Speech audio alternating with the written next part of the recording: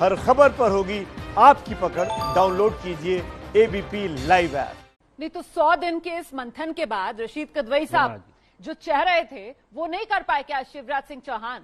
बड़ी मुश्किल से 2 लोगों को एडजस्ट करने के लिए कई अपने बाकी करीबियों की उनको बलि चढ़ानी पड़ गई क्या रशीद कदवई जी? इसीलिए इतनी मेहनत करनी पड़ी सरकार बनाने के लिए, मतलब जो मंत्रिपरिषद गठन करने के लिए, क्योंकि बहुत से लोग को जो शिवराज सिंह की सरकार में, पिछली सरकार में उन्होंने अच्छा, उनको भी जो है वो मंत्री नहीं बन पाए। शिवराज जी है क्योंकि सरकार में राज्य में होता है वो एक ही होता है। अब यहाँ दिक्कत सिंधिया जी एक मुख्यमंत्री के रूप में है जो रशीद सर, मैं आपको रोक रही हूँ सर, बीच में आवाज बहुत कट रही है आपकी। प्लीज, मुझे लगता है इसको हमें ठीक करना चाहिए। दर्शक समझ नहीं पा रहे होंगे आप क्या कह रहे हैं। आप इसको ठीक करने की कोशिश कीजिए सर, हम भी करवाते हैं। तब तक मैं अभय दुबे जी का रुख कर लेती हूँ। अभय जी, मेरी आवाज अगर आपको मिल रही है सर, मैंने आपसे पहले ये सवाल पूछा था सर कि खुद को मध्य प्रदेश की राजनीति का टाइगर मानते भी थे और कहते भी थे शिवराज सिंह चौहान। आज आपको लगता है स्थिति में होंगे कि खुद को कह पाए या मान पाए मन से कि वो टाइगर हैं मध्य प्रदेश की राजनीति में? माने जी, आज भारतीय जनता पार्टी ने मध्य प्रदेश में मंत्रिमंडल विस्तार नहीं किया है। आज भाजपा में अंतरकलह का व्यापक रूप से विस्तार हो गया है। अरे शिवराज सिंह चौहान साहब, कमलनाथ जी ने 526 टाइगर गिन के टाइगर स्टेट का दर्जा पहले ही ले लिया था। आपकी गिनती नहीं हुई थी, अच्छा हुआ आपने बता दिया, अब आपको भी गिनती में शुमार कर लेंगे। आज भारतीय जनता पार्टी के निष्ठावान कार्यकर्ताओं की निष्ठा महल में गिरवी रख दी भारतीय जनता पार्टी ने।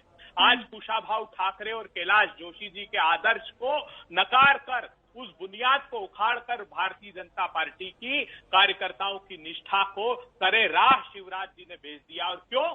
सत्ता की लोलुपता। वो क्या कह रहे हैं कार्यकर्ताओं को कि आज तुलसी और महाराज नहीं होते तो मैं मुख्यमंत्री नहीं होता। अरे 13 सालों तक जो शिवराज जी, आपको इन्हीं कार्यकर्ताओं ने मुख्यमंत्री बनाकर रखा। शर्मसार कर देने वाली बात है। क्या गौरीशंकर बिसेन, क्या राजेंद्र शुक्ल, क्या पारस जैन, क्या रमेश मेंदोला, सारे मध्य प्रदेश के भारतीय जनता पार्टी के वरिष्ठ नेता जो 5-5, 7-7, 8-8 बार के विधायक हैं, भारतीय जनता पार्टी के खिलाफ मुखरता से खड़ा होना प्रारंभ कर दिया। ये सिर्फ उमा भारती जी ने शुरुआत की है। रोमाना जी, आप गिनिएगा, अभी उपचुनाव है। आज ही कांग्रेस पार्टी ने भारतीय जनता पार्टी के कार्यकर्ताओं से आग्रह किया है कि अगर आप आपकी निष्ठा के साथ हुए इस धोखे का बदला लेना चाहते हैं तो तय करिएगा इन 24 उपचुनाव में कि आपकी निष्ठा की जीत हो, वो गद्दार न जीत पाए जो चंद पैसों में बिक गए मध्य प्रदेश के लिए। ठीक है सर, आपने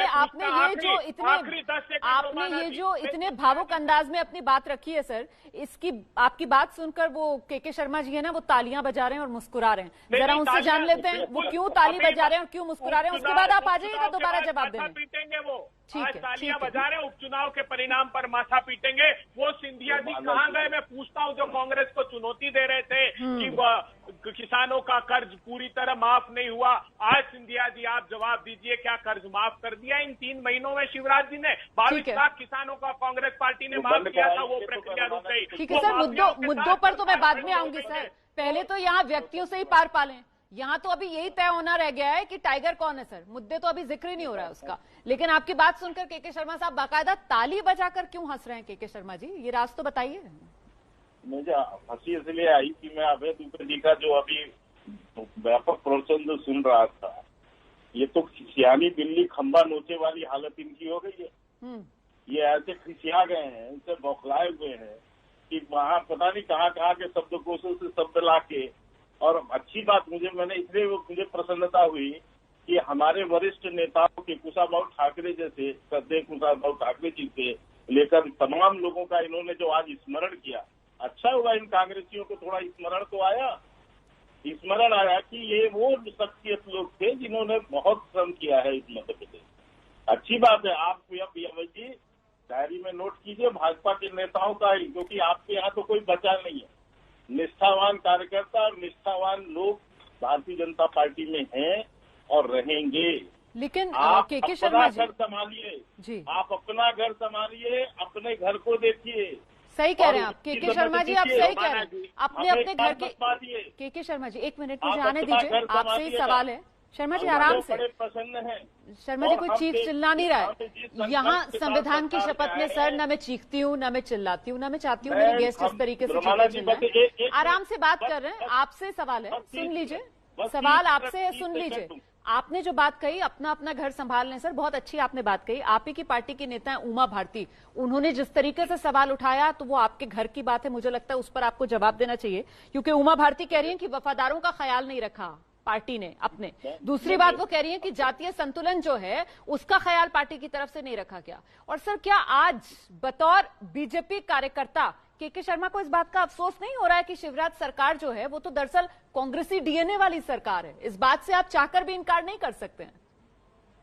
रोमाना जी, जब 2014 के बाद आपने कभी गणना न किया हो तो मैं बता दे रहा हूँ, कांग्रेस के 6 मुख्यमंत्रियों ने पार्टी इनकी त्याग छोड़ी। कम से कम 24 यूपीए सरकार के मंत्री और राज्य मंत्रियों ने सरकारें छोड़ी और इनकी पार्टी छोड़ी और वो भारतीय जनता पार्टी में शामिल। क्यों इनकी पार्टी से लोग भाग रहे हैं? क्यों इनकी पार्टी छोड़ छोड़ के भाग रहे हैं? और राजनीति में तो ये है स्वाभाविक कि भाई यदि आप हमारे सहमत हैं, आप हमारे कार्यक्रमों से सहमत है, विचारों से सहमत है, तो आप आइए। राजनीतिक क्षेत्र में तो ये विषय है, इसमें कहीं कोई दिक्कत थोड़ी ना। ये तो इनको अपना घर देखना है। हाँ नहीं बिल्कुल दिक्कत नहीं है। उमा भारती वाला सवाल का जवाब भी दे दीजिए सर, फिर मैं आगे बढ़ती हूँ। बिल्कुल दिक्कत नहीं है सर। जो अभी यहाँ पर देखिए ना, राकेश शुक्ला जी कह रहे थे कि साहब ये जो सरकार है इसका अगर मैं आकलन करूं तो 40 से 45% दबदबा जो है वो ज्योतिरादित्य के समर्थकों का है इस सरकार के। रोमाना जी, आप तो उमा भारती जी को लेकर जवाब दे दीजिए ना, वो तो आपके घर का मसला है। बिल्कुल दे देता हूँ, बिल्कुल दे देता हूँ, लेकिन राकेश जी की बात के साथ दे देता हूँ। पहली बात मैं पहले ही स्पष्ट कर चुका हूँ कि जो भाजपा में जो लोग सम्मिलित हुए वो सब भाजपा ही है, भाजपा के लोग हैं। यहाँ हमारे यहाँ एक खेमेबाजी, गुटबाजी, इसका दबदबा, उसका दबदबा, ये सब कांग्रेसियों का खेल है, ये सब उनको ही मुबारक हो।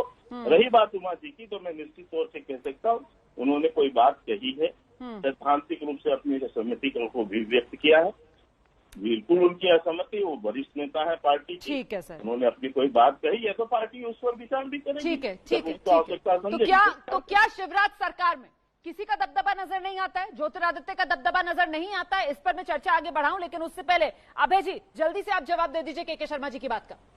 देखिए, के शर्मा जी आज भारतीय जनता पार्टी के निष्ठावान कार्यकर्ता और नेता कह रहे हैं कि वो गोविंद सिंह राजपूत जो कहता था नरेंद्र मोदी चौकीदार चोर है, वो तो मंत्रिमंडल के में शामिल कर लिया गया। वो ज्योतिरादित्य सिंधिया जी जो कहते थे शिवराज जी आपके हाथ किसानों के खून से रंगे हैं, उनका तो दबदबा कायम है, लेकिन जिन्होंने खून पसीने से सींचा इस राजनीतिक दल को, उनकी निष्ठा को आपने गिरवी रख दिया। आज ये कार्यकर्ता कह रहे हैं, याद रखिएगा। सर अभय जी यही तो बात कह रहे थे के शर्मा जी कि आपको इतना दर्द क्यों हो रहा है? भाई बीजेपी कार्यकर्ताओं के लिए आप क्यों झंडा बुलंद किए हुए? उनकी अपने घर का मामला है, उसको सुलझा लेंगे। लेकिन मैं यहाँ जिस बात पर चर्चा कर रही हूँ, मैं यहाँ दरअसल जिस बात को लेकर चर्चा करने के लिए बैठी हुई हूँ कि महाराष्ट्र की माफ कीजिएगा मध्य प्रदेश की राजनीति, और ये जिस तरीके से मध्य प्रदेश में राजनीति का मिजाज बदल रहा है, ऐसे में क्या माना जाए, क्या यहां से मध्य प्रदेश की राजनीति में एक नया अध्याय जुड़ता हुआ नजर आ रहा है? और वो नया टाइगर मध्य प्रदेश की राजनीति का कौन? क्या इस शिवराज चौहान सरकार में किसी का दबदबा नजर आता है या नहीं आता है? और अगर नजर आता है तो क्या ज्योतिरादित्य सिंधिया को मान लिया जाए मध्य प्रदेश की राजनीति का नया टाइगर?